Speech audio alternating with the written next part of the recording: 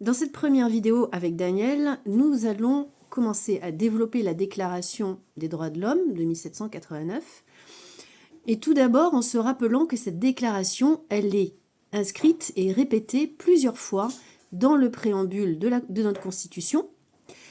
Est-ce que tu peux, Daniel, nous lire ce préambule, s'il te plaît, déjà, pour mettre les choses à plat? Oui, on va essayer de lire le préambule en premier pour montrer qu'effectivement, les droits de l'homme sont cités 4 fois dans le préambule donc, de la Constitution. Alors, qu'est-ce que dit le préambule de notre Constitution? Je vais le lire. Le peuple français proclame solennellement son attachement aux droits de l'homme, donc cité une première fois, et aux principes de la souveraineté nationale tels qu'ils ont été définis par la Déclaration de 1789. Donc une deuxième fois, confirmé et complété par le préambule de 1946, lequel cite lui-même les droits de l'homme une troisième fois, ainsi qu'aux droits et devoirs définis dans la Charte de l'environnement de 2004.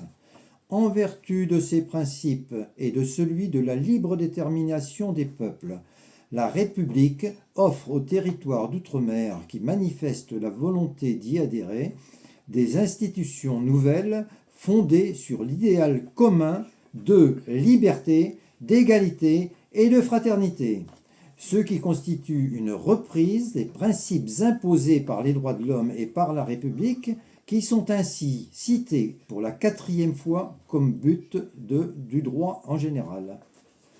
Alors après, pourquoi 4 fois dans une seule phrase? Oui, parce que c'est vrai que si on peut se poser la question, oui, effectivement, pourquoi il y a autant d'affirmations de ces droits de l'homme? Est-ce que tu peux nous expliquer, ou enfin avoir une tentative d'explication? Oui, on va essayer, parce que c'est une évidence, mais enfin il semble que c'est une évidence que pour le peuple, mais pas pour ceux qui nous gouvernent.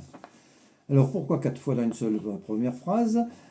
Après le nazisme et la dégradation de l'être humain par une barbarie sans limite, il s'agissait d'imposer des droits de l'homme à toutes les lois futures pour se débarrasser définitivement de ce type de violence cynique jusqu'à être jouissive face à la souffrance organisée et provoquée.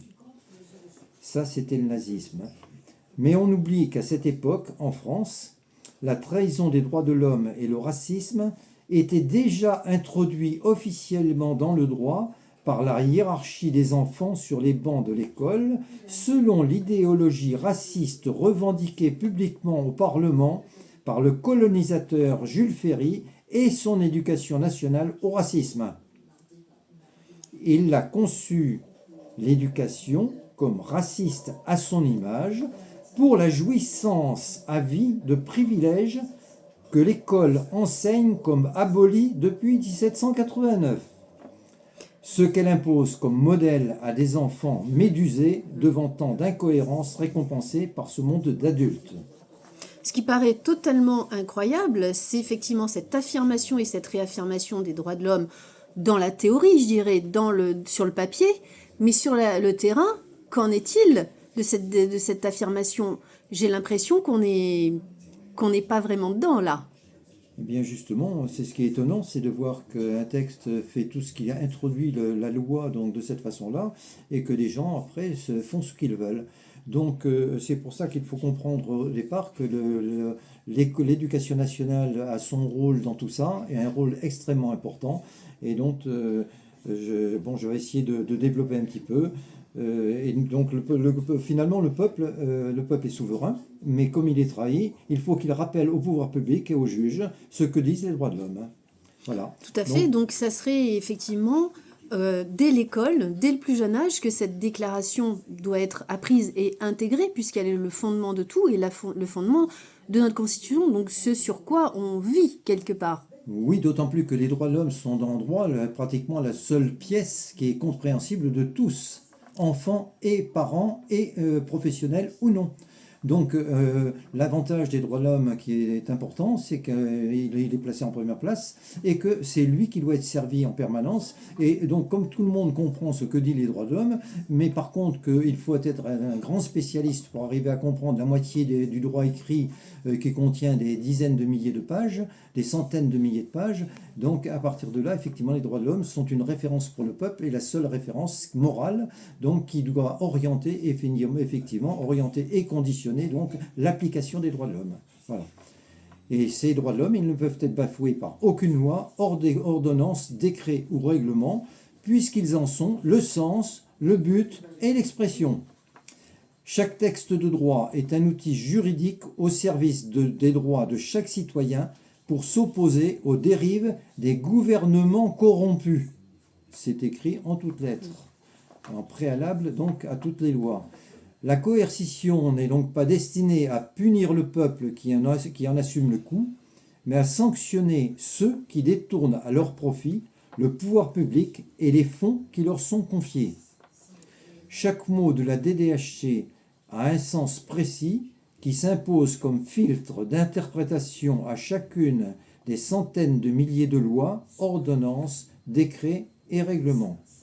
Ces textes doivent être interprétés pour servir et préciser cette déclaration des droits fondamentaux.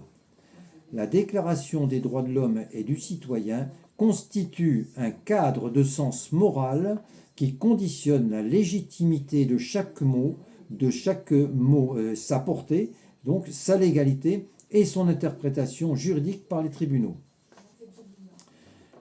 La DDHC impose aux législateurs et à l'exécutif de créer les conditions optimales du bonheur pour tous. C'est le but de chaque loi. C'est quand même vraiment important et étonnant de parler du bonheur pour tous comme but de la loi quand on voit tout ce qui se passe où le peuple est puni en permanence des dérives de ces gouvernements en fait.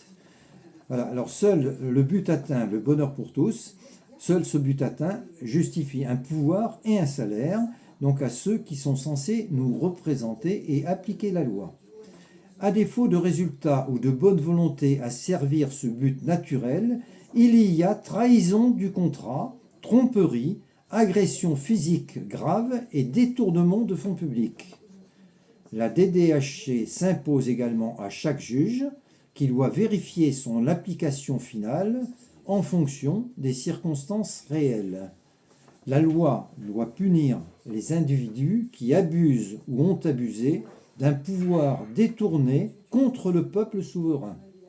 Seul le peuple peut et doit mesurer les mérites de ces individus et déterminer leur salaire en fonction du résultat produit.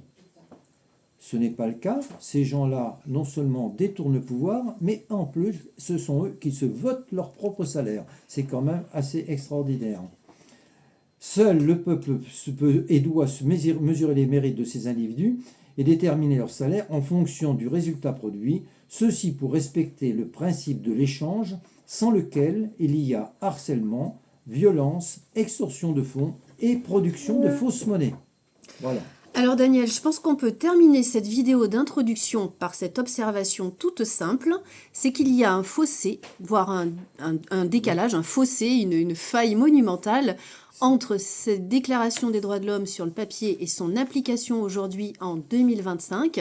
Et ça sera aussi le but de nos prochaines vidéos, ça sera de développer toute cette déclaration des droits de l'homme pour que chacun puisse se l'intégrer, voir qu'elle est extrêmement simple, extrêmement efficace, et que c'est le pilier de notre vie d'aujourd'hui, en tout cas que ça devrait l'être et que ça ne l'est pas.